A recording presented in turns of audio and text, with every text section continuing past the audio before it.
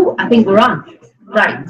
Opening it has unmuted me. So, right. So I was in Group A, and we were talking about self-care in open advocacy.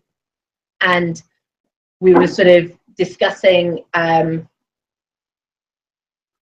guess, the sort of the personal nature of a lot of the interactions that we have, and the fact that we are human beings who are passionate about changing the world, who want to change something. It doesn't mean that if we're met with resistance, you know, we just sort of allow that to bounce off us and everything's okay. It also doesn't mean that we sort of deserve, you know, accolades simply for going out and doing it.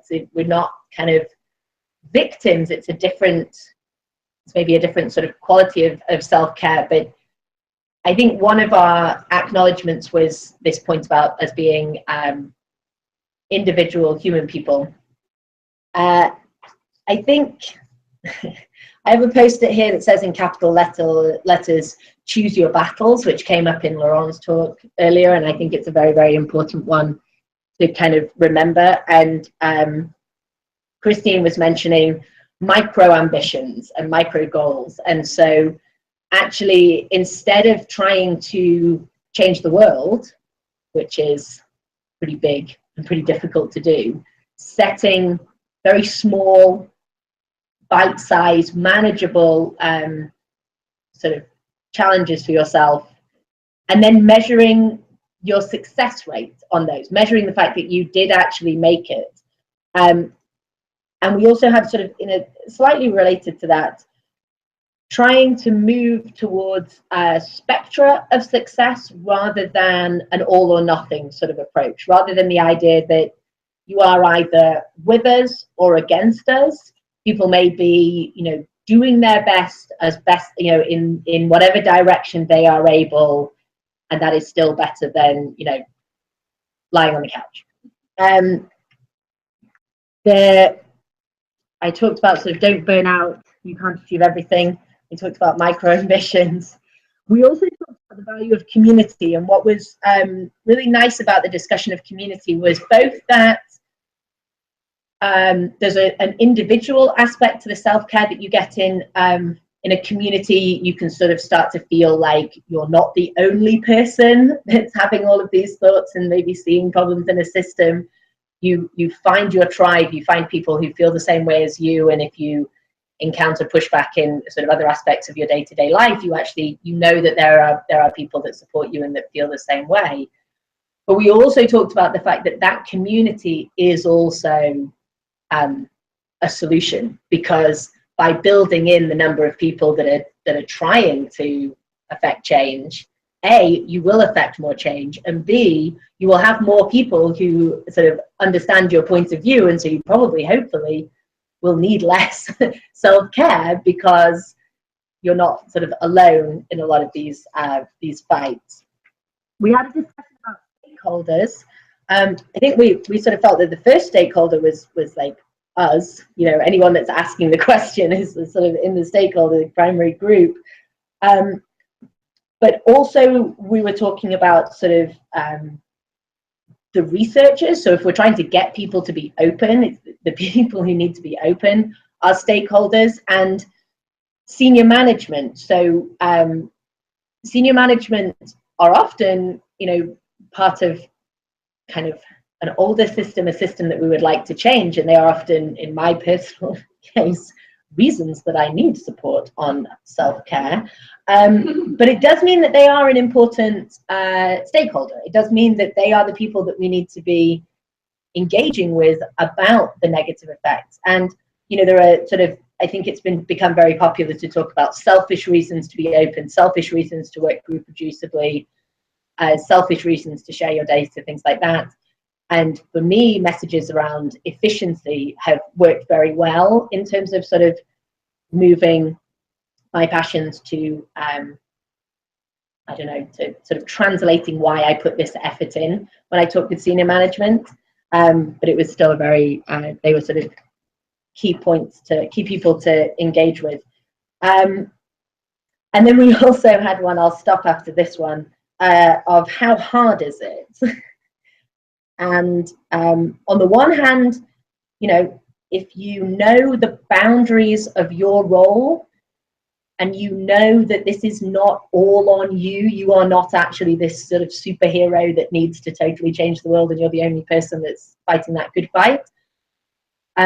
It might be easy. You could just be kind to yourself. You can just, you know, take care of yourself, and you can support your friends and members of the community. But on the other hand, it's also probably a pretty fundamental problem of what self-care is and how we make sure that we are each valued as human beings. So I think the consensus was really freaking hard. So thank you very much to the group. And would Group B, would a representative of Group B like to come up, please?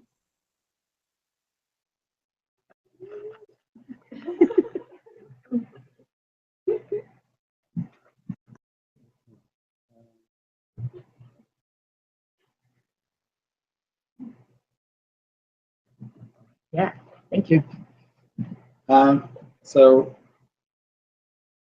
our topic was how to be open and inclusive, and we hope one of the goals was to propose some actions that we at Cambridge or anywhere else could do. In the group we had Georgina, Ryan, Amy, Lucy, Tapoka, Karen, myself, Lauren, and John, and the discussion centered around two groups. One are underrepresented minorities, and then also the general public.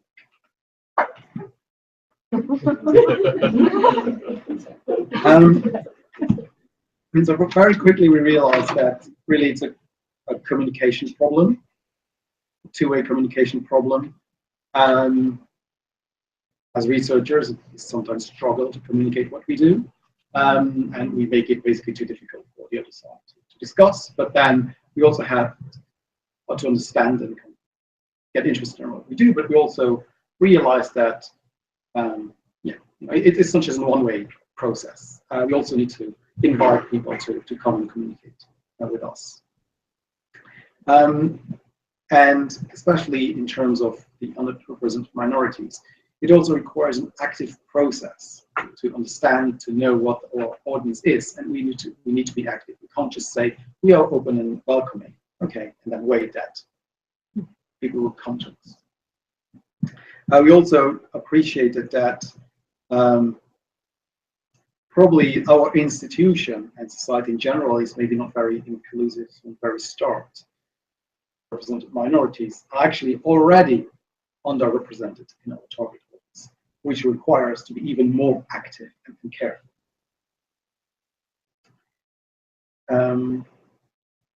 So one very good way to be active is go and talk to people, but we can't just kind of step in as a kind of educated elite and say, you know, we want you to come and come in our group. Of course, that doesn't work. So it was really important to realize to have good contacts. So we kind of discussed here in Cambridge, maybe through colleges. Colleges might be a good way to get in touch with the broad, or as broad as it gets in Cambridge, community, without singling out anyone. Maybe through prisons or social care centers, that would be one way to get in touch with people. Schools, of course. It's not only about educating people, but really building up communication, volunteering. And Amy, for example, knows somebody in a prison library, which would be a great person to talk to and try to get in touch with that community. Another important point that we discuss is, how do we communicate and how can we improve on these skills? So here are a couple of bullet points that we came up with. And maybe if we collaborate with artists, that would give us kind of broader idea of what communication is. Improv sessions is something I would love to do, but I think I will never dare to do. Maybe educational journalism departments could be also help with that. Somebody else mentions, Ryan, I think communication officers at the university could help us. Storytelling was identified as a way to try to communicate better to people that might not be originally too interested or too open to the way we could communicate. And I also mentioned maybe kind of more general open media. Blogging, podcasting might also be a way to reach out. And I'm going to try and skip this. If we could build this into the curriculum, better communication would be great. And so we wondered, are there any departments that are more inclusive than others? And Tapioca came with this really wonderful example of the Sangha Center, where she volunteers as a volunteer guide, and people can come and visit the Sangha Institute and get kind of guides that actually do the work, tell them about. And apparently, if anyone at the Sangha Center has an idea to increase public engagement, there is a £2,000 grant there that is at their disposal, where they can use that money to actually implement something, which is really great. And Karen also told about her Science to Society activity, where the public comes and asks questions, and then the researchers look up information to answer to these questions, so reinforcing the point that it needs to go to them. And so here's the last to-do item, a bit more work for the OpenConCam people. And what about if OpenConCam had a booth at the next Science Week or Festival of Idea, talk about what we're interested in many different aspects, and we would make sure that we only use material or resources that are open. Thank you. Good to see you. Yes, please.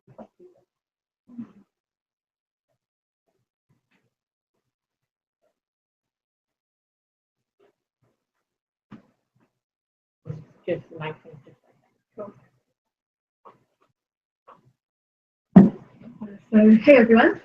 So my name's Yoya Hooley. I actually work here at the University at the Department of Genetics on an open source software platform. And one thing that I noticed actually when we were working on this open source thing is that quite a lot of scientific papers get published without any link to the source code for the software that they're talking about when we're talking about software papers. And that's obviously a bit of a problem because science needs to be peer reviewed. And that means that if the code that you're working on to produce your science is wrong, then so is the science. The science relies on the code, so it needs to be peer reviewed, it needs to be reproducible. And yet for some reason we skipped this step. I mean, it wouldn't happen in a maths paper. You couldn't say, I've got this brilliant proof, but you can't look at it. So why does it happen in code, in science? So we talked about some of the reasons that might be. There's fear, for example, what if someone steals my code and uses it for their own gain? Although I think Marta actually pointed out has anyone actually got an example of that? Does it actually happen, or is it just sort of a fear that's not really founded anywhere? I'm just trying to look at what my notes say. And we talked about what we could do to try and fix that, and who the stakeholders are. So a couple of the big and obvious ones, apart from swaying individual people, coders and scientists who might not consider themselves coders, but they are. If you use an R package and you write 6 lines of code, that's still really valid and really important. And actually that's great because that's really easy to peer review. I can peer review 6 lines of code in a few minutes. It's when we get to the real big software that's hard. And it's one of the problems. If you've got 1 million lines of code, no matter how well tested it is, it's still going to be very, very difficult to peer review. And I don't know if we have a really good answer for that yet. But one of the things you can do is look at basic metrics for code quality, like is code tested? Is it well documented? Do people make pull requests? Generally how involved people are with the code.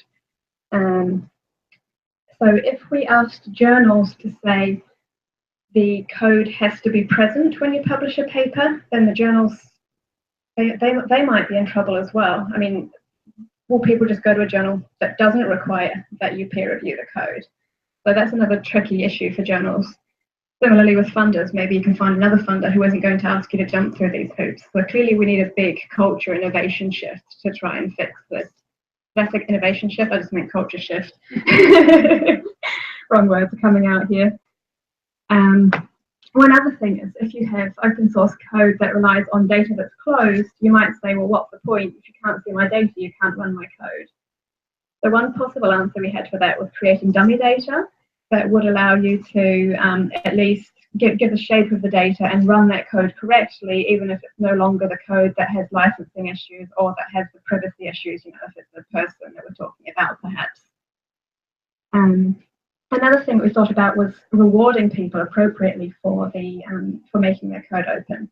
So at the moment, you might write some code, and you will write one big paper that talks about the results and mentions briefly some of the data, maybe adds that in a supplement, and you might mention the code. But realistically, you can't go in depth into any of those things. If it was more culturally acceptable to slice it and say, here's a paper about my data, or maybe just here's my data, and here's a paper that's about my code, and here's another one about the results, then maybe people would feel a bit better rewarded for all the work that they're doing. Other ideas that we came across were the software availability statements. So just saying on any given bit, in any given paper, this is where you can get the software, this is where you can run it, this is where you can see the code, and also ways to store it long term, like some sort of software drive might be an interesting way to go forward. I think that's everything I have for now. Thank you. And then yeah.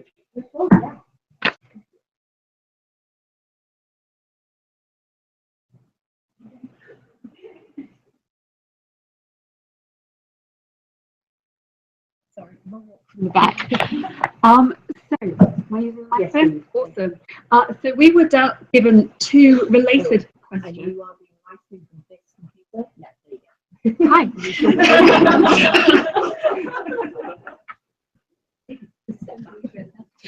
So we were given two related questions to talk about, one of which is the question of how to include arts and humanities researchers in the discussion of open data, and the second part to that is the term open data actually useful? So we started off by thinking about what we mean when we say data, and for a lot of us this normally calls to mind Excel spreadsheets and numbers. So we talked about lots of possible alternative words that might be used, so things like sources or just primary materials or even preliminary findings. Talked a bit about what data in the arts and humanities actually is and what it looks like. It can include things like books, literature, so stuff that actually is already out there and often technically, hopefully, already discoverable in open repositories or online. It can also include things like artifacts. Medieval manuscripts, for instance, that are still under copyright in libraries and that can't just be downloaded and shared. So there's a lot of kind of copyright policies that need to be borne in mind there. If you're a historian, it might include things like dates, when things took place and the chronology of certain events. We also had an interesting discussion over what would a philosopher's data look like and how could you try to share that, and could a philosopher just download their thoughts into a repository and for that to be used. What we actually found, we had a good cross in our group of science and STEM subjects as well as social science and humanities, and what we found is that there's actually very similar approaches to data. So beginning with kind of the raw information, and it's the researcher's job to then select parts of that information that they will then analyse and look for patterns in, and finally, once that interpretation has taken place, leading to publication. So perhaps the arts and humanities aren't that different after all. How to involve them in the discussion? Well, the main thing we talked about was actually the term data. So I've already provided a couple of ideas for alternatives. Who are the people who actually use this term then? What we found is it's generally librarians and administrators who talk about data and open data, and the biologist in our group actually said that she doesn't think of her data as being data. She would tend to use other terms for it anyway. Katie suggested that rather than thinking of it as just open data, we think of it more broadly in terms of open research in general, because data is, after all, just one point in the research life cycle. Some of the solutions that we came up with were to look at this from an individual or more subject-based approach. So this is going to be a difficult thing to put in, and resources might be tight, but one of the people in our group works over at SOAS and found that working with researchers on an individual basis to help them identify their data actually work really well. Another solution is not necessarily publishing the data and making the data completely open, because that's not always possible, but at least making it discoverable, even if it's not actually accessible. How hard will it be to put in some of these changes? Some of the challenges we saw as fairly easy, some of them a little bit harder. The easiest thing would probably be for us ourselves to start using some new terms. So not to talk about data or open data, and adopting a new vocabulary is quite easy for the people in this room to do. What's harder is perhaps getting arts and humanities people to see that they actually have data, and getting them to understand what they're expected to do with that. I think that's probably everything we covered. Thank you.